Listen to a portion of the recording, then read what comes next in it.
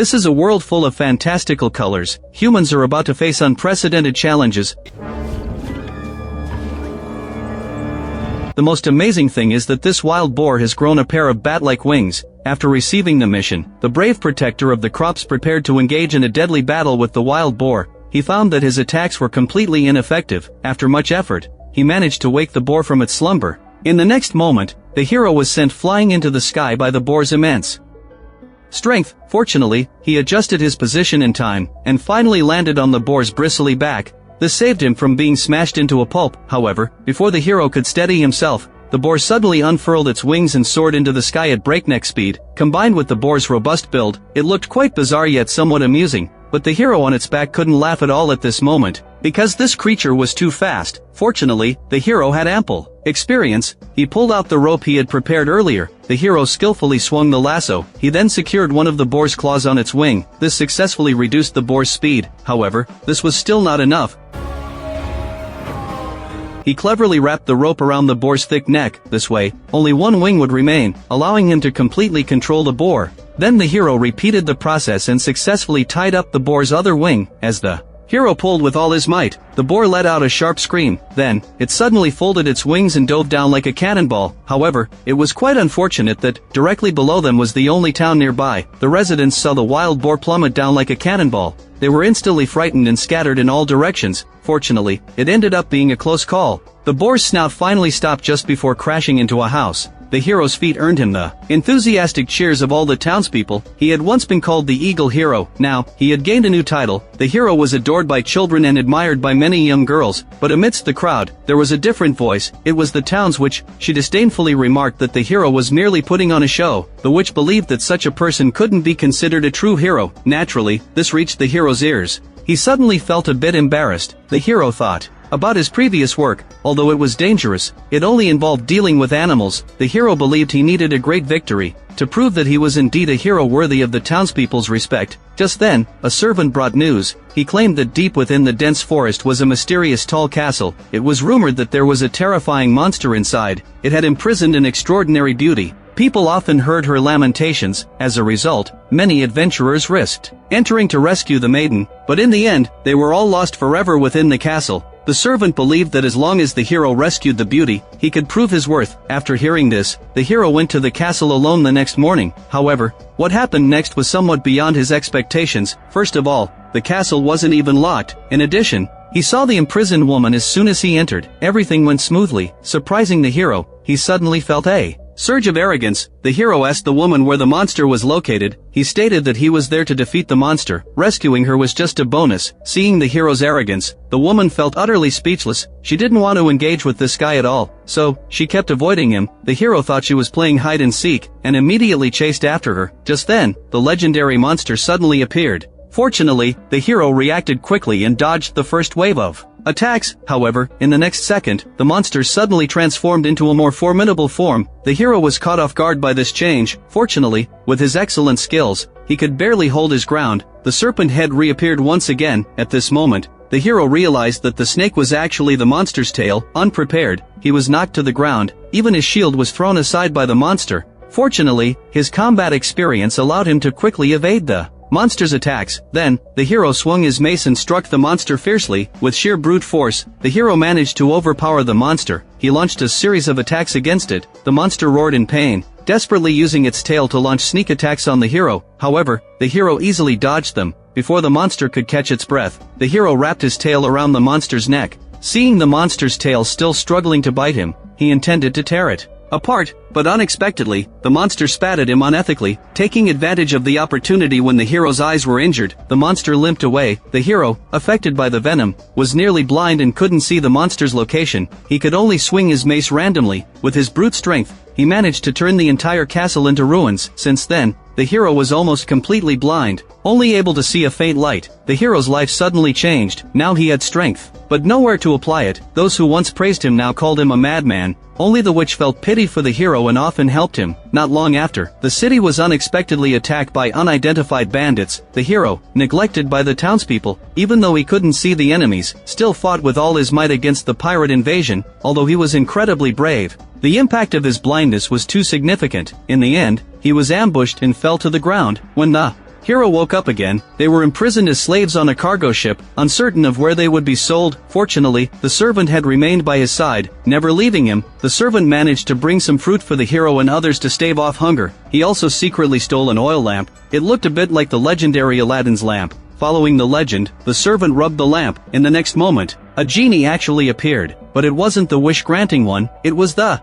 Desert Reaper. The noise in the cabin immediately alerted the pirates. However, as soon as they came down to check, they were knocked away by the genie. The genie then began attacking everyone indiscriminately. Although the hero couldn't see, he could sense that the situation was dire. Using his brute strength, he forcibly locked the genie's wrist. Then he began to beat the genie, drawing on years of combat experience. The hero could turn anything he touched into a weapon. The genie was bewildered by the beating, but after a short while, the genie noticed his blindness. Silently, it launched sneak attacks on the hero. After several attempts, the hero began to feel overwhelmed. At this moment, the genie was nearly frantic. Without the hero to hinder it, it turned its attention to the others. Fortunately, the servant remembered the legend again, so he rubbed the lamp a few more times. In the next moment, the genie was drawn back into the lamp. A crisis had finally been averted. The servant felt extremely excited. With this, they could escape the pirates' control. In the next second, the pirates appeared beside him. They threatened the servant with a knife to hand over the lamp. Seeing the curved knife at his throat, the servant had no choice but to comply. Thus, the group lost their only chance to escape. After that, it was uncertain how long they drifted at sea. Finally, they were able to reach the shore. The servant and the others were fitted with hoods. When they were finally taken off, they found themselves chained to a slave auction block. Unlike their despairing hearts, the marketplace here was bustling with activity. Shops were trading, and vendors were shouting their wares. People wore vastly different attire, as if people from various countries had gathered here. At this moment, a wealthy merchant took notice of the 500-year-old witch. With the aid of magic, the witch appeared far from old, yet that unscrupulous merchant kept using terms like aged and feeble in an attempt to haggle with the slave dealer. He was completely unaware that the witch was getting furious to the point of transformation. The witch ended the transaction with a swift kick. The merchant intended to kill the witch with a flurry of strikes, but just then, a mysterious passerby spoke up to stop the merchant. Not only did he buy all three heroes, but he also compensated the merchant. Thus, the three heroes followed the mysterious man to an Arabian-style seaside building. However, compared to its plain exterior, the interior style was completely incongruous. It exuded an eerie atmosphere everywhere. Inside this building, there were camels that could converse with people, as well as a group of mechanical turtles serving as attendants. Then, the mysterious man finally revealed his true identity. The three heroes were immediately astonished, because this man was named Einstein. He was the world's most famous mechanic in the area. It was rumored that he had spent 10 years transforming a primitive barbaric tribe into a modern society. But the most bizarre thing was actually his origins. Einstein was once a noble slave in his early years. After gaining his freedom, he dedicated himself to using technology to overthrow the slave society. Rumor has it that he has fought for this for 10 centuries. Einstein didn't deny this. He stated that he was now 938 years old. The reason he had lived this long was due to a longevity potion he invented. Einstein claimed that just one sip could grant eternal youth. This surprised even the witch. After all, while she could also maintain her longevity, it came at a great cost. Not only did she have to conduct various complex magical and potion studies every day, but she also had to maintain a healthy lifestyle. Yet, Einstein only needed a sip of potion to achieve eternal youth. Thinking of this, the witch felt a longing arise within her. She too wanted to live so easily. However, it was clearly not the right time to speak up. Next, Einstein showcased the mechanical technology within the house to the group. Each one left the three of them in awe. Einstein closed all the doors and windows. He then brought out a specially made copper mirror. After careful adjustments, it reflected a blue jellyfish. The hero, having never seen such a thing, marveled at the brilliance of technology. However, Einstein's demonstration wasn't limited to this. Next, he placed a headband on the blind hero. Various lenses were switched inside to fit the hero's eyes. In just a few seconds, the hero, who had been blind for years, regained his sight. This thrilled the hero immensely. Of course, this was just a minor feat. What followed was the truly revolutionary research that Einstein would showcase. It was a mechanical device capable of completely countering magic. Einstein flipped a switch. The blackboard changed instantly to reveal a control room. Einstein placed the lamp that could summon the genie on the central console. He then actively summoned the genie. Seeing the sand giant appear again, the heroes immediately got into a defensive stance. However, Einstein merely pushed a joystick. The genie was trapped on the console by the surrounding equipment. Then, the pedal device above activated. It erupted. With a powerful suction, the genie was instantly sucked in like dust by the pedal device, and the lamp lost its magical properties. The witch immediately realized the terror of Einstein's device. She dared not reveal her identity as a witch. In their subsequent interactions, the witch always claimed to be just an apothecary. However, Einstein was very lenient with them. He even granted them freedom from their slave status, allowing them to come and go as they pleased. This made the heroes very happy. They planned to return to their hometown the following day. However, during dinner, a bird suddenly flew into the palace and crashed directly into the lampshade. Einstein's expression immediately grew serious, because that bird was his special messenger pigeon. Through the message it carried, the group learned that a monster had appeared near the city. The residents had come to seek Einstein's help. From the description in the letter, the hero realized it was the serpent-tailed monster that had blinded him. To repay Einstein for his healing, and to avenge the past, he took on the mission, vowing to kill the monster. However, Einstein only asked them to capture the monster. He expressed a desire to study it. Although the difficulty had increased, with their previous battle experience, the hero was still confident he could succeed. But on the night before their departure, the witch could no longer resist the temptation of eternal youth. She decided to sneak into the mechanics' laboratory under the cover of night, to steal the longevity potion. The witch was caught red-handed by Einstein. Regarding the witch's actions, Einstein chose to forgive her. Not only did he not pursue her wrongdoing, but he even promised to give her the potion for free, if they could capture the monster alive. Upon hearing such good news, the witch naturally agreed. By the next day, as the group prepared to set off, Einstein brought them to a device. He named this device the Vortex. It was a massive flying apparatus. Einstein claimed he had traveled the world using this flying machine. Now, by lending it to them, they could reach their destination faster. In addition, Einstein also offered another device. He named it the transforming octagonal cage. It was best suited for capturing live creatures. This would help them capture the monster. Just when the group thought that was all, Einstein brought out a pile of brand new equipment. Although it looked similar to the hero's previous set, it was actually completely different, especially the mace. After Einstein's modifications, this hammer could transform into a powerful war hammer at any time. By pressing a button again, the hammerhead could be instantly retracted. After donning all the equipment, the three heroes finally entered the vortex. Einstein had them fasten their seatbelts. Then, before they could react, he cut the tether. In the next moment, the flying machine launched into the air. After reaching the highest point, the propellers quickly unfolded and carried them toward their destination. With the flying machine, they easily passed over one mountain after another. In less than half a day, they arrived hundreds of kilometers away. However, it seemed that this device wasn't easy to land. Although no one was harmed, they felt terrible mentally. As soon as they got out of the flying machine, they began to vomit uncontrollably, and vowed never to ride that thing again. After they recovered a bit, they headed to the location mentioned in the letter with the talking camel. Soon, they discovered the camp that had first encountered the monster. By observing the enormous monster footprints around, the hero deduced the direction in which the monster had left. They tracked it to a cave. Hearing continuous roars coming from inside, the hero confirmed that was their target. They took out the transforming octagonal cage that Einstein had given them.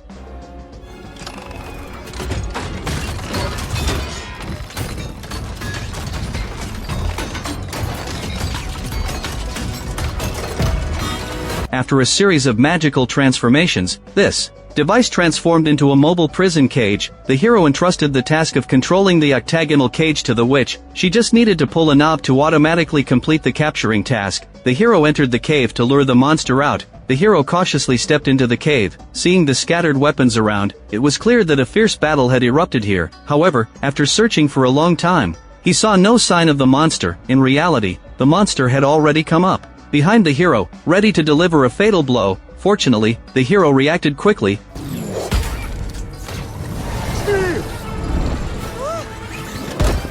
The monster charged out of the cave. The witch immediately activated the mechanism, but accidentally damaged the octagonal cage. Fortunately, the servant quickly reacted and manually activated the cage. This time, they successfully captured the monster. The group set the cage upright and began their return journey. The hero easily resolved the obstacles along the way with sheer brute strength. However, when night fell, a woman singing suddenly emanated from the octagonal cage. The hero recognized it as the voice of the woman from the castle. To understand what was happening, he ignored everyone's warnings and opened the cage to investigate. To his surprise, the monster had vanished. Only the woman from the castle remained. The hero, feeling soft-hearted, wanted to release the beauty and restore her freedom. The witch immediately voiced her opposition, and locked both the hero and the woman inside the cage. After all, This was related to her longevity potion. Inside the cage, the hero and the woman communicated continuously. He learned that she was under a terrible curse. As soon as someone touches her body, she would instantly transform into that terrifying beast. That's why she had kept away from humans, sealing herself in the forest castle. Yet, for some reason, rumors spread about a beast imprisoning a beauty, leading many to come for a hero's rescue. In the end, they were all killed by the woman in her uncontrollable state. Upon hearing this, the hero vowed to find a way to lift the curse from her, but before that, he needed to explain the situation to Einstein. The hero thought that Einstein's leniency would surely lead him to help the woman. However, in reality, Einstein was just a fraud. At this moment, he had captured a magical cat, then he used the device to extract the magic from the cat's body, transforming it into bottles of blue liquid. These potion bottles were piled up throughout his entire basement. Einstein had harmed countless magical beings. At this moment, the heroes were unaware of this. During their time together, the hero gradually fell in love with her, so upon returning, he immediately sought out Einstein, requesting his help for the woman. The hero saw that Einstein was extracting the witch's magical items into bottles of magical potions. Then, he poured the blue potion into the mechanical turtle. The lifeless metal creature sprang back to life instantly. The group finally realized the so-called technology was all just a trick. In reality, it was still a magical device. Seeing that the truth was revealed, Einstein remained calm, arguing that it was based on fundamental principles of physics and chemistry. However, the crowd didn't believe his nonsense at all. The witch immediately accused Einstein of being a fraud, then she turned and walked away. Seeing these people insult him so, Einstein ripped off his disguise and called for thugs using an alarm under the table. In the next moment, the bandits who had attacked them before rushed out from every corner. Clearly, the earlier attack on the town was also part of Einstein's scheme. The three were surrounded by the bandits. Einstein approached the group with his mechanical turtle. At his command, the turtle shot out chains. In an instant, everyone was locked up. At this moment, the camel explained a few things to the hero. It was then struck in the neck by one of Einstein's henchmen. However, the camel was unharmed, because it was also a mechanical creature. Just then, the servant stood in front of Einstein. Just when the hero thought he was going to sacrifice himself, the servant betrayed them and told Einstein that the woman over there had turned into the monster. Einstein was very pleased with his attitude, so he immediately activated the device. Seeing the woman about to be drained of her magic and turned to ashes, the hero suddenly had an idea. He rushed towards the woman desperately. She understood the hero's intent as well. At the moment of contact, the woman transformed into a bloodthirsty monster. Under her cover, the witch and the hero took the chance to escape. Einstein immediately sent out bandits to chase after them. Seeing there was no way to escape, the hero took on the responsibility of holding back the rear. He wanted to make a stand against them. With his excellent physique and the modified mace, the first wave of pursuing bandits were all knocked down by the hero, but their delay allowed more enemies to catch up. At this point, they were caught in a pincer attack with no chance of escape. Just when the hero thought he would die there, the witch finally made her move. She quickly pulled out a handful of seeds. After reciting a simple incantation, she threw them at the bandits. In the next moment, the seeds transformed into watermelons. The watermelons overwhelmed the bandits, accompanied by the bandits' screams. They successfully escaped. However, Einstein had no intention of letting them go easily. He led the servant to the castle's basement. As Einstein pushed the joystick, the entire ground was instantly lifted,